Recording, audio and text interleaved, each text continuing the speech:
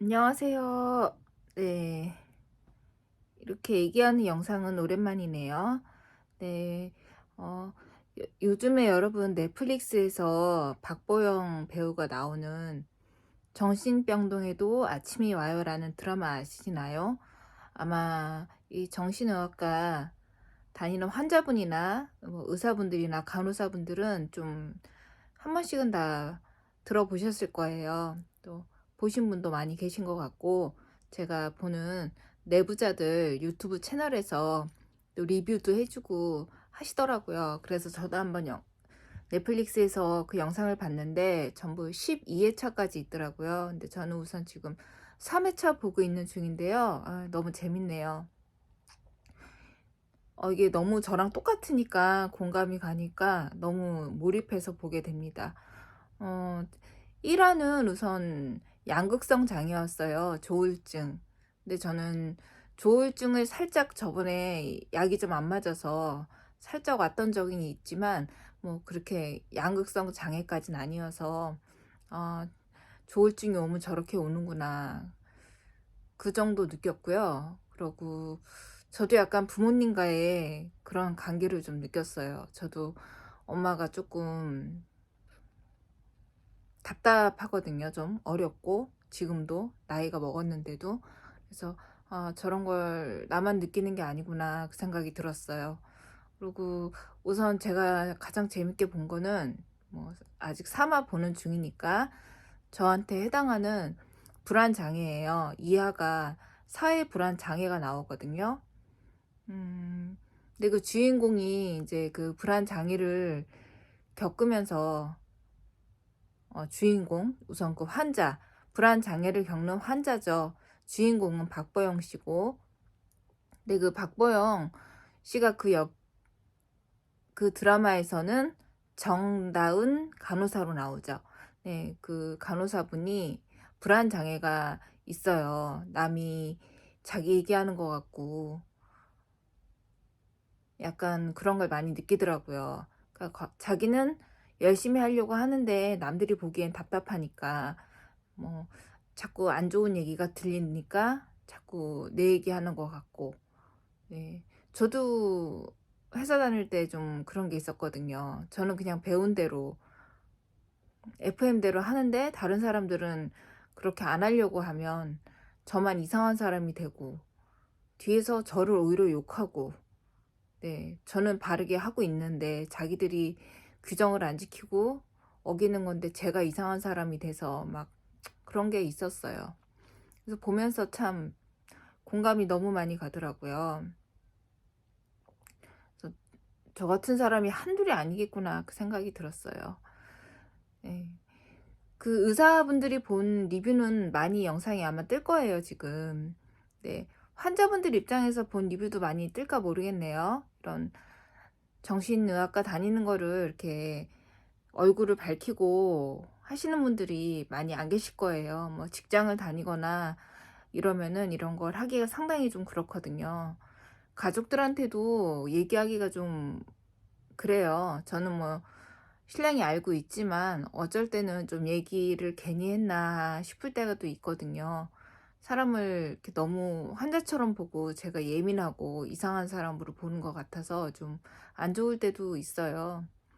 그래서 환자분들이 본 리뷰는 얼마나 많이 뜰지는 모르겠지만, 음, 제가 봤을 때는 뭐 리뷰는 아니고요. 제가 전문의는 아니니까 제가 그냥 같은 환자로서 봤을 때는 너무나 공감이 가는 상황이더라고요.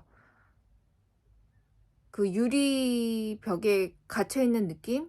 뭐 나만 보고 수군대는 느낌? 그런 느낌을 저도 상당히 많이 느끼거든요.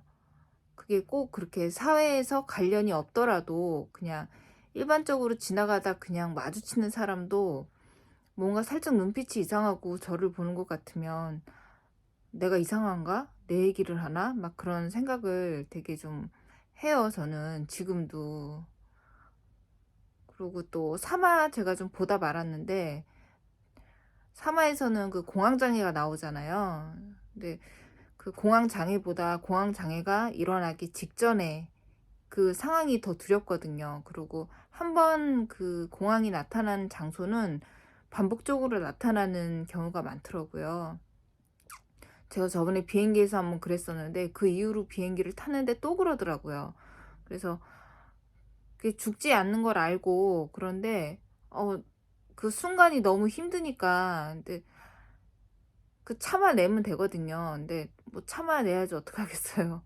그래서 혼자 막 15 분, 20분 정도를 막 사투를 벌이는데 그게 너무 힘들거든요. 그래서 드라마를 보면서 조금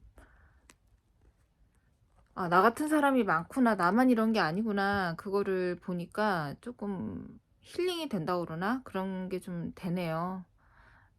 그래서 저는 뭐 이렇게 병동에 입원할 정도의 중증은 아니에요.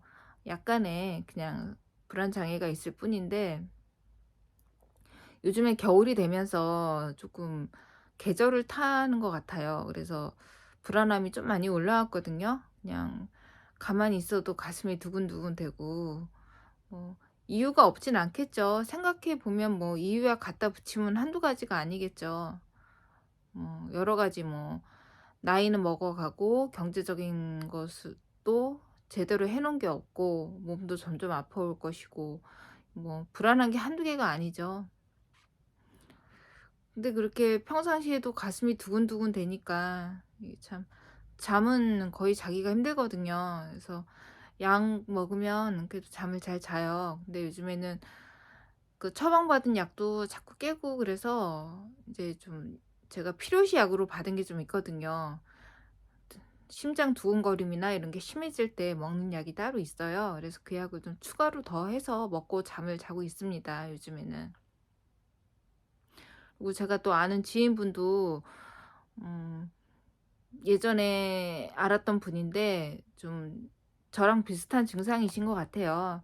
근데 그분이 저한테 막 물어보시더라고요. 병원을 다니면 좋냐고. 근데 저는 병원을 추천드려요. 우선 사람이 잠을 자야죠. 이게 잠을 못 자기 시작하면은 불안이 더 심해지거든요. 밤새 뭐 온갖 공상만 다 하고 정말 잠을 못 자는 건 최악입니다. 그래서 우선 조금이라도 이렇게 불안하거나 잠을 못 자거나 하시면은 꼭 병원에 방문하세요. 방문하셔서 약 처방 받아서 드세요. 뭐 중독성이나 이런 걸 걱정하시는 분도 계시는데 그런 것보다 얻는 효과가 더 커요. 물론 단점도 있겠죠. 하지만은 단점보다 장점이 훨씬 큽니다. 그러니까 꼭 병원을 방문하시길 바래요. 괜히 병 키우지 마시고요. 근데 약 먹는다고 뭐 이렇게 막 좋아지진 않아요. 근데 우선 잠을 잘 수 있고, 그리고 심장이 뛰고 막 이유 없이 불안할 때, 그다음에 그럴 땐 또 약이 있으니까 조금 덜 불안하다? 네, 그런 정도입니다. 드라마 너무 재밌는 것 같아요. 저는 지금 3화 보고 있지만 12화까지 다 보려고요. 이제 보다 보면 뭐 여러 가지 케이스가 나오겠지만 우선 초반에는 그냥 불안장애, 공황장애, 우리가 가장 많이 알고 있는 이 얘기가 나오는 것 같아요. 이제 뒤로 갈수록 뭐 조현병이나 이런 게 나오겠죠. 네, 여러분들도 시간 되시면은 네, 정신병동에도 아침이 와요. 꼭 한번 보시길 바랍니다. 너무 재밌고요. 예, 정말 말 그대로 힐링되는 드라마 같아요. 네, 오랜만에 수다 떠는 영상 한번 올렸네요.